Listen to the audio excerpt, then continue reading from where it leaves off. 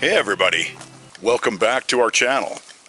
So sorry we haven't had a video out for a couple of months, but we had a major tragedy in the family and really knocked us all for a loop. But I'm back on the horse. So today it's a Berry-Palooza. We're going to go out and see what's edible and what's not edible.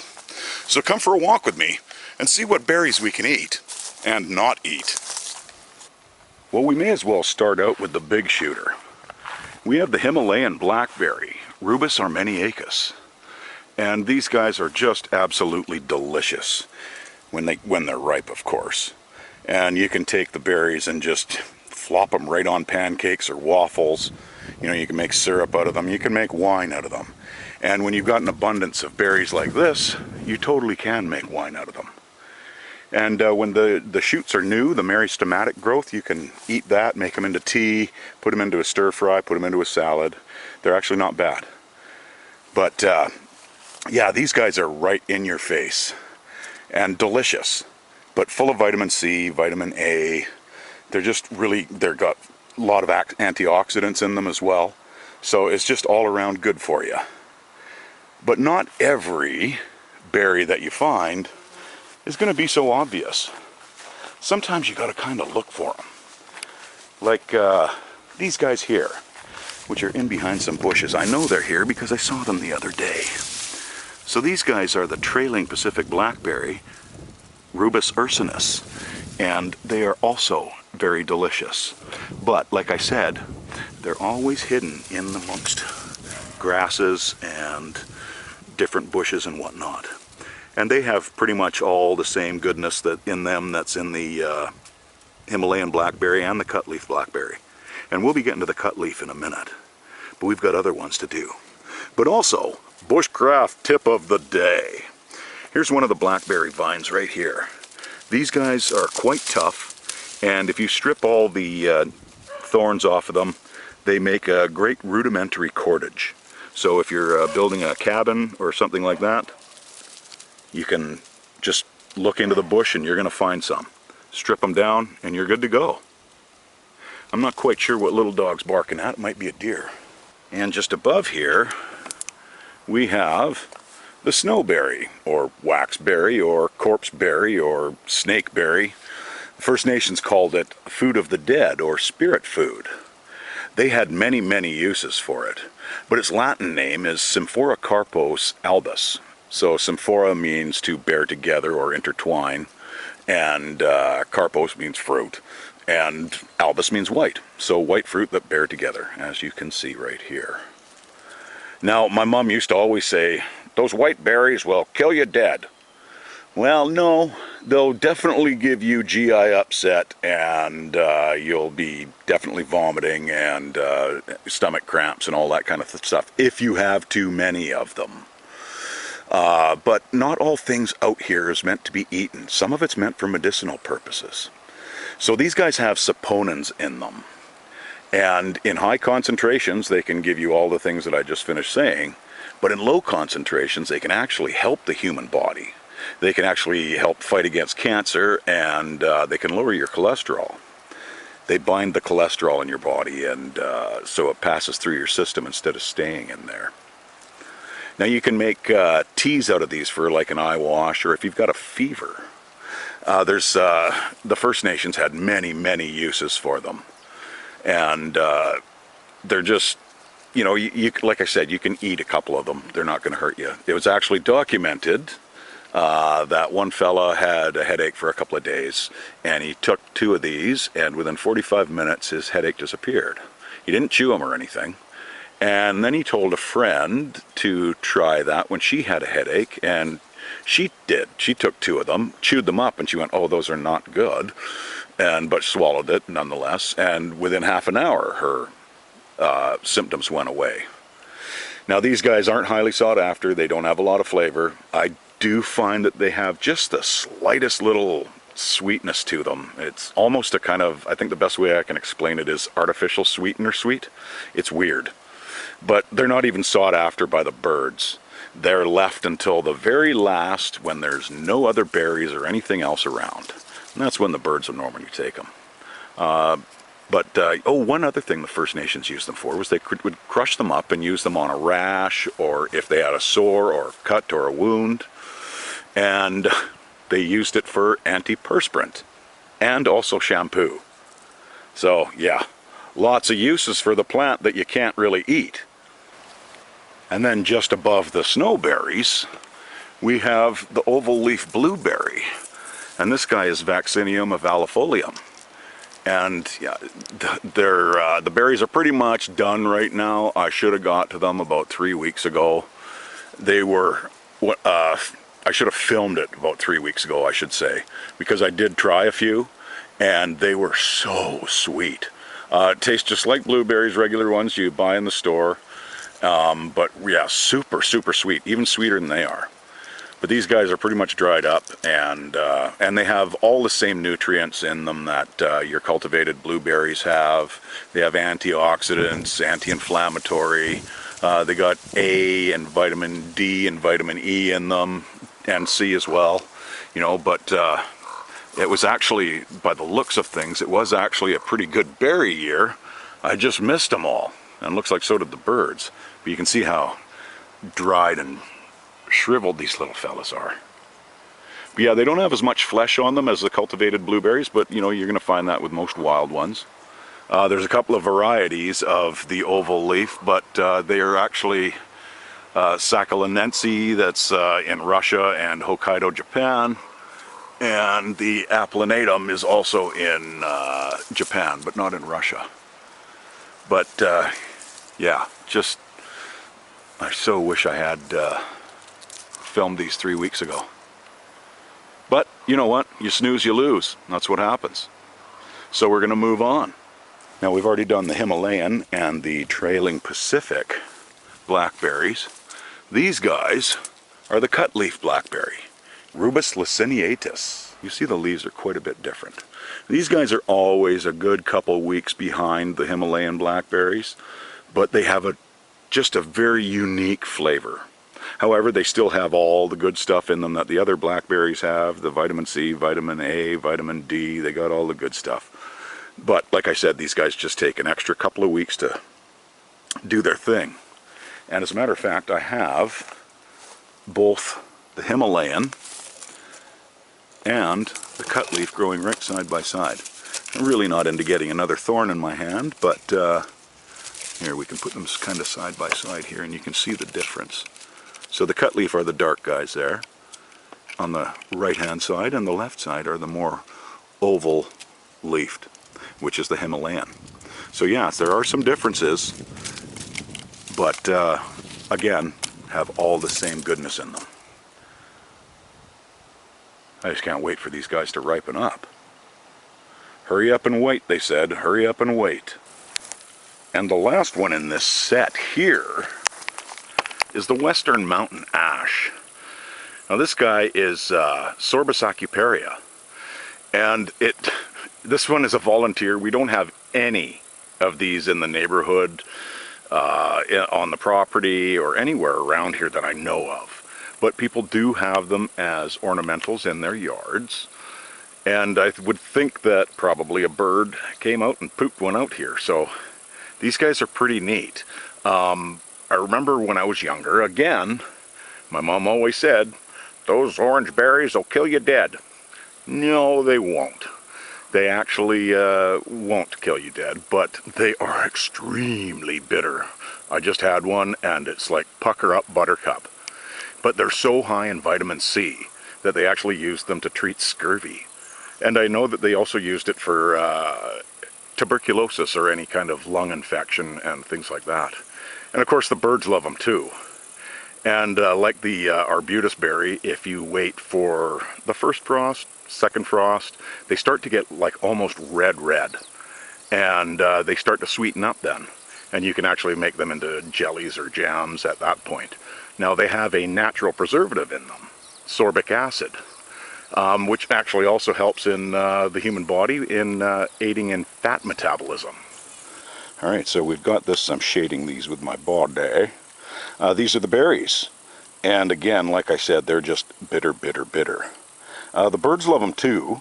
especially the around here we've got the local robins and Turdus migratorius, and those turduses eat a lot of the berries, so they also love the arbutus berry as well. All right, let's get a shot of the wood. The base of the tree here, in amongst the blackberries, and I apologize I can't get any closer because I'm just going to get skewered by these things. They're nasty. But yeah, it's a hardwood and can be used in any kind of woodworking and stuff like that. And a little folklore for you. The Druids would use this wood in their ceremonial and religious staffs. So step aside, Gandalf. You shall not pass! Sorry for the terrible impression. So this is the Salal, Gaultheria Shallon. And it is so underrated. It's, I'm just going to move you over to where some berries are here. So it's related to the heather. And as you can see, looking at the berries, the way they hang, and the flowers are the same, they kind of do look like heather. So when these guys are ripe, they don't look like that, but they look like this. And they get very, very blue, or like when they're really ripe, black. So these guys are absolutely delicious. They are a superfood, without a doubt. They are huge in flavonoids, and which is an antioxidant. They've got A, they've got vitamin D, they've got vitamin C, they've got vitamin E. They make great pies. You can make wine out of them. You can make jellies. And if you're going along and you have the growlies really bad, and you see these berries, snarf a bunch because they will suppress your appetite. Bonus. And you can also make the leaves into tea. And not only do they have a lot of the other vitamins and minerals in them, they also have iron, and quite high in iron. So definitely good all the way around. They look very much like a blueberry, but like I said, they're related to the heather, and very tasty, and they've got a distinct flavor all their own.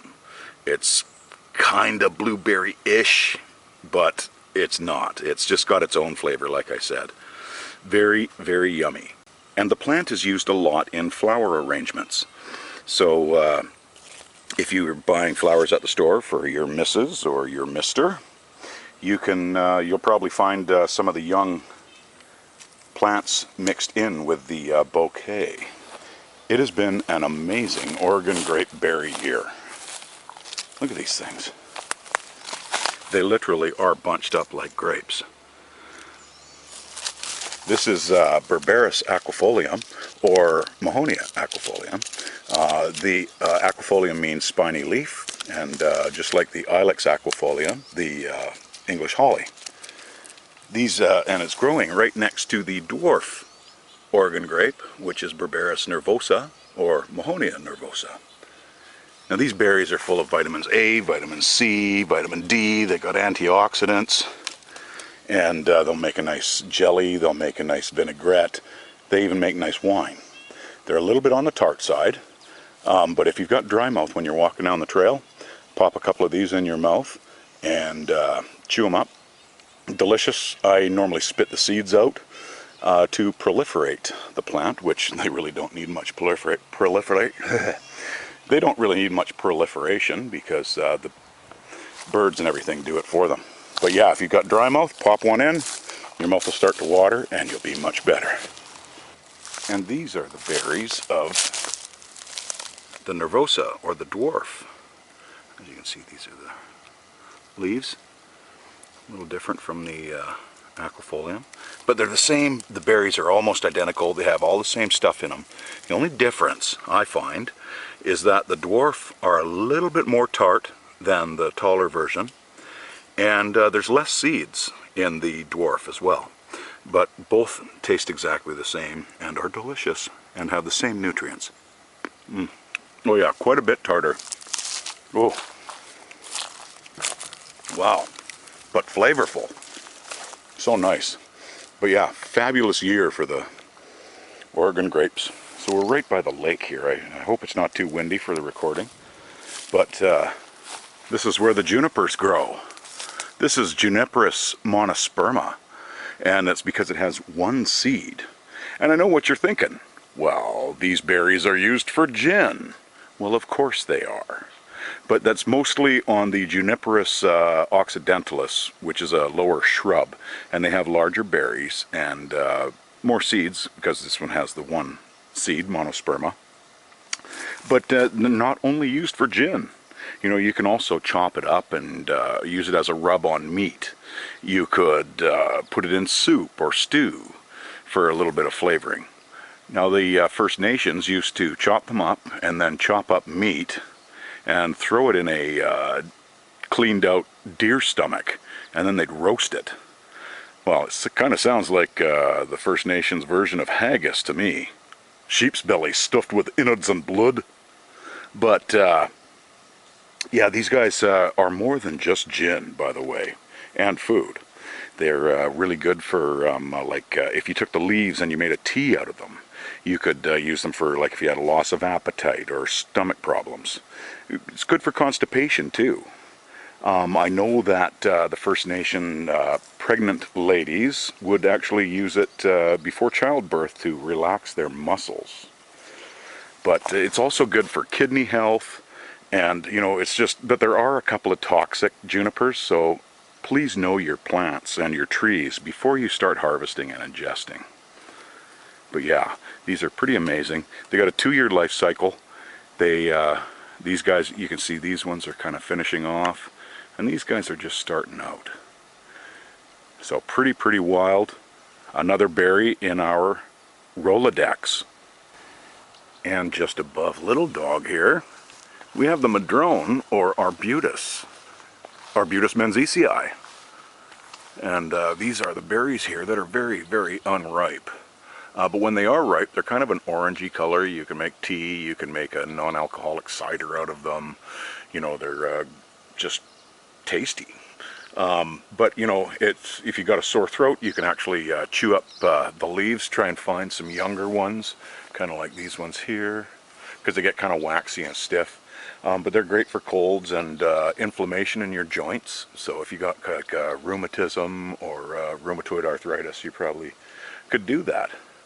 Now the bark makes another nice tea. I quite enjoy this one. It's this peels off, and it does this naturally every year, and it turns out kind of like a black tea, but it's very astringent. And the other day I actually had a cut when I was weed whacking. I had a branch scrape me and I was bleeding pretty good, and I chewed up a bit of this bark and put it on it, and it just about instantly stopped bleeding. Sorry, I had a wasp just smacking me there. But yeah, and before the berries come out, the flowers make a really nice drink. You infuse it into the water and stick it in the fridge. It's delicious. But yes, you can use the berries when they're ripe, and you can add them to fruit dishes and whatnot. You can cook them down into a compote or make them into pies. And another great thing about this tree is the wood. It makes great firewood. Split it when it's green, because when it gets dry it gets pretty gnarly and really hard to split. But yeah, this was discovered by Archibald Menzies, a Scottish botanist and naturalist that came over with Captain Vancouver in 1790, and he was tasked with seeking out different flora and fauna and naming them.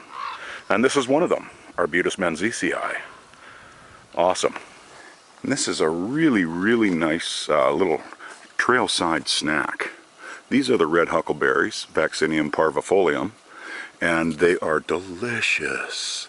I like to add them to like a yogurt, a nice Greek vanilla yogurt or something. They're full of vitamins, vitamin C, vitamin D, vitamin A, a lot of vitamin C. But they're just absolutely delicious, and they're very tiny, so I mean, you got to get a lot of them. But if you're just having them for a trailside snack, so good. Love them. And these bushes will grow everywhere in the Pacific Northwest, and a lot of times you're going to see them growing out of old dead stumps like that one. And as a matter of fact, we have one right here growing out of a dead stump. So yeah, Vaccinium parvifolium, the red huckleberry, another delicious little berry. Right behind little dog here, We got an berry bush, and you can see that it's kind of wilting right now. It's been very, very dry. But the berries this year, there's been none. I have not found one. And last year, if you remember in one of the episodes of Totally Wild Food, we did the cattail bread, and we did the berry jelly, which didn't turn out quite so well, and I was picking buckets of them. It was crazy town. And this year, not a single one, so you just never can tell. But growing on this berry bush is also the orange trumpet honeysuckle, Lonicera ciliosa. And these were the old trumpets, and we featured those on another episode. But afterwards, after these flowers are done, they start to form these berries. And they will eventually turn brilliant red. And they look beautiful and they look delicious, but they are toxic. So do not eat the honeysuckle berries. Very, very, very bad for you. Just a little note to self. Now you may see these guys from a distance and go, what berry is that? Wow, they look very nice. Believe it or not, it's actually a rose hip of the prickly rose. This is Rosa acicularis. And you can see all the crazy spines all the way down that. So yeah, it's prickly. But like the Rosa nutcana, it's got all loaded with vitamin C, but it also has C, it also has D, it also has E, and a bunch of other minerals, which are just fabulous. However, the prickly does not refer just to the spines. On the seeds, there are little tiny hairs on those guys, and you will get prickly bum if you eat the seeds. Just eat the flesh on these. Not a lot of flesh on them, but you know, you can still eat them. They're still totally edible, and you can eat them right fresh, right off the bush. They just, to me, they have like just a slight tomatoey undertone. I think they're great. But they really make nice teas, and you know, if you get enough of them, you can actually make a jelly, you know, a couple of jars of jelly or syrups or something like that. But yeah, loaded with nutrients, loaded. And we're coming up on the hawthorn. And this species is Crataegus laevigata. Laevigata davida, baby. And you can see that the fruits are very tiny, and they're very rose hip-like.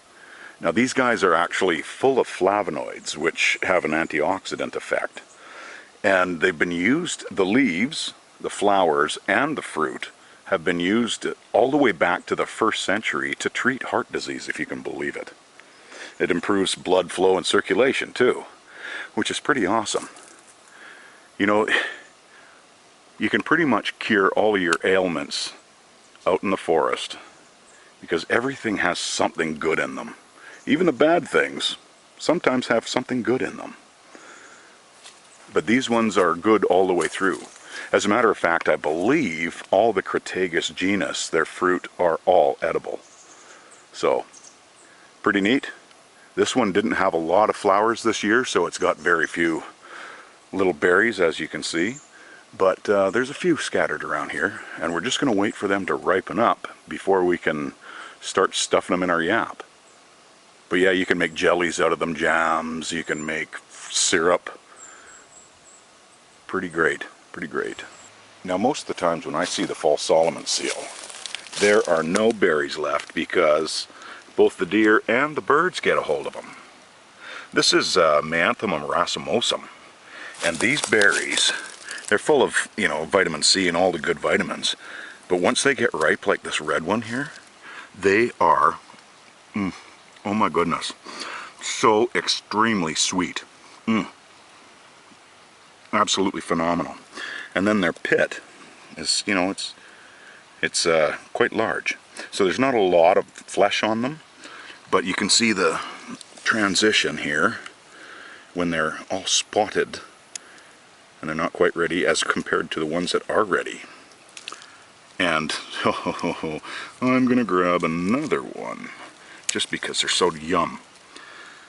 And to proliferate, I will throw all their seeds off into the bush, which is what we kind of do to keep everything going.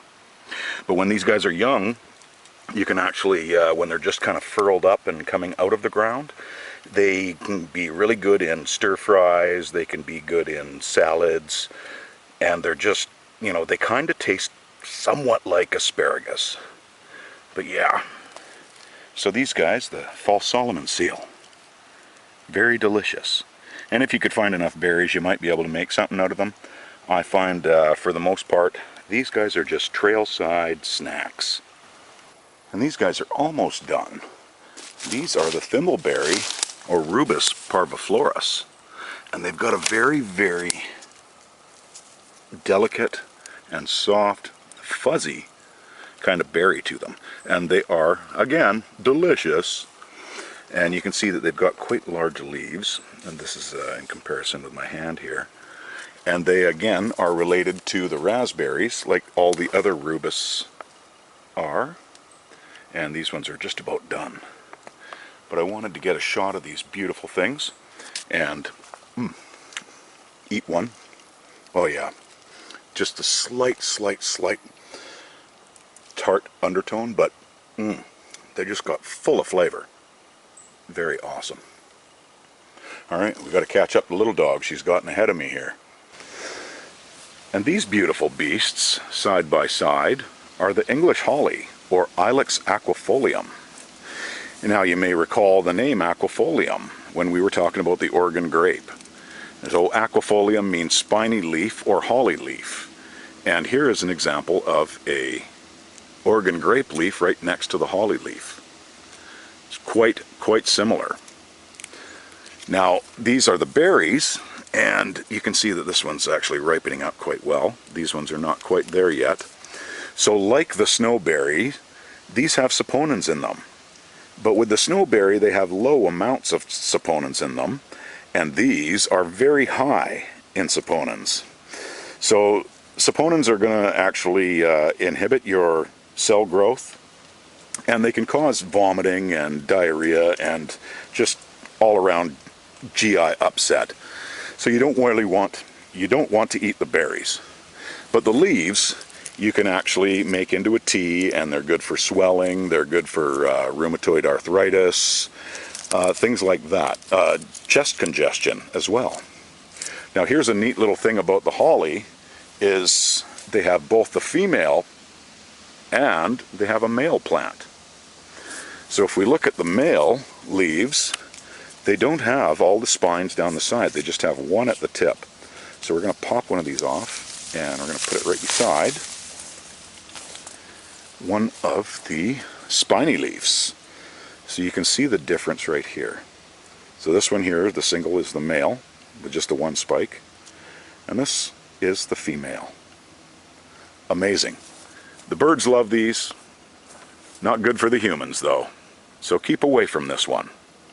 Alright everybody, that's the end of this episode.